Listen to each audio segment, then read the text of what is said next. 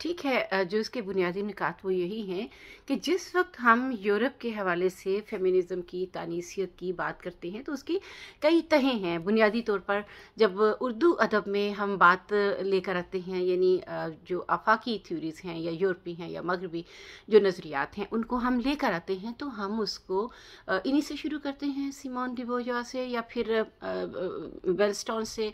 Mary से। लेकिन हकीकत ये है कि अगर इनकी तारीख देखी जाए मुसलसल पीछे से आप लेकर आइए इसको यूनानी मुआशरे से या रोमन मुआशरे से, बिलखुसूस लातीनी दुनिया में ज़बान अदब के हवाले से अगर हम बात करें तो हम लातीनी ज़बान की बात कर रहे हैं जो यूनानी ज़बान से मुतासिर थी, उसके असरात उस पर पड़े। तो लातीनी जब दौर आया था तो बिल्कुल इब्तिदा में, इब्तिदाई जो सदियाँ थी उसमें ख़वातीन के ऊपर पाबंदियाँ लगाई गई कि वो रथ पर नहीं बैठेंगी, बगियाँ इस्तेमाल नहीं करेंगी, जामनी रंग नहीं पहनेंगी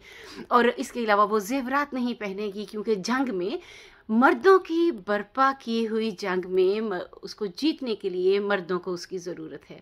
तो जिसके जवाब में ख़वातीन ने अपना पहला जुलूस निकाला, केटू द फर्स्ट, उसके ज़माने में। और केटू ने सबसे पहले, जो उनका बहुत बड़ा सियासी लीडर था, उसने सबसे पहले ये बात कही कि औरतें एक मुतशद्दिद जानवर हैं, यानी एक वायलेंट एनिमल हैं जिनको कंट्रोल में रखना बहुत मुश्किल है। और ये औरतें जो सड़क पर निकल आई हैं, जो मसावात का दावा करना चाहती हैं, जो हमसे अपने मुतालिबात मनवाना चाहती हैं और हमें रुपए से, जेवर से, मलबूसात से और अपनी ये शाही रथों से या आप बग्गी कह लीजिए उससे मुतासिर करना चाहती हैं, इनको वापस चार दीवारी में धकेल दिया जाएगा। तो ये बजाते खुद एक बहुत बड़ा मौजू है, उसको हम ये 5 मिनटों में नहीं पूरा कर सकते।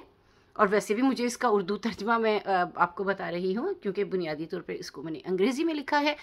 तो वहाँ से जब ये बात शुरू हुई आती है तो हम बुद्धिज़्म की तरफ आते हैं, तो वहाँ पर भी हमें पहला मार्च मिलता है, क्योंकि हमारा मकसद यही है ना, मकामियत के साथ जोड़ना। जो हम करना चाहते हैं, यूरोप में उर्दू के सेमिनार्स होते हैं, तो हम ये करना चाहते हैं कि हम इसको मकामियत के साथ जब जोड़ते हैं तो फिर बड़े सगीर पाको हिंद की बात आएगी। और जब वहाँ पर ज़बान अदब का उर्दू ज़बान के ऊपर काम होगा तो आप उसको नो आबादियत,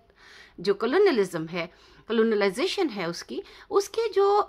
मनफी असरात हैं वो एक तरफ रहे। लेकिन अब जब हम ज़बान व अदब को देखते हैं और साइंसी तरक्की को देखते हैं तो बनती नहीं है बादा व सागिर कहे बगैर। तो यहाँ पर से ये चीज़ें चली हैं, रोम से उठी हैं और उसके बाद ईसाईयत के फ़िरोग की वजह से, उसकी तशहीर की वजह से, बाइबल के तराजम की वजह से जब ये आगे चलती हैं, जर्मनी पहुँचती हैं, फ्रांस में पहुँचती हैं, तो फिर फ्रांसीसी अदब में भी ऐसी ख़वातीन 14वीं सदी में, 12वीं सदी तक मौजूद थी जो कि लिसानी तशद्दुद के ख़िलाफ़, औरत को मुहावरात में पिरोकर उसको गाली देने के ख़िलाफ़, उसको ऊपर कंट्रोल, लिसानी कंट्रोल जो है वो भी हासिल करने के लिए उसको बुरा भला कहना, उसके जिस्म के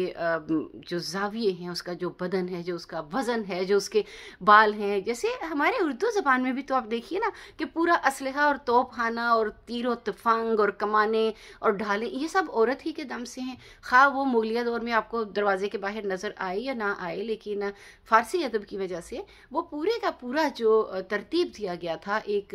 ज़नाना हुस्न का मायार, वो उर्दू अदब में भी आ गया।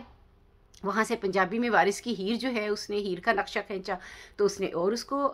बाम पर पहुँचा दिया। तो कहने का मकसद ये है कि ये सारी चीज़ें आपस में मरबूत हैं, आप इनको अलग अलग करके नहीं देख सकते। तो एक दफ़ा हमें फिर नज़रसानी करनी पड़ेगी कि हम कहाँ से यूरोपीय अदब को शुरू करते हैं और कहाँ से हम तानीसी अदब को शुरू करते हैं। बहुत शुक्रिया।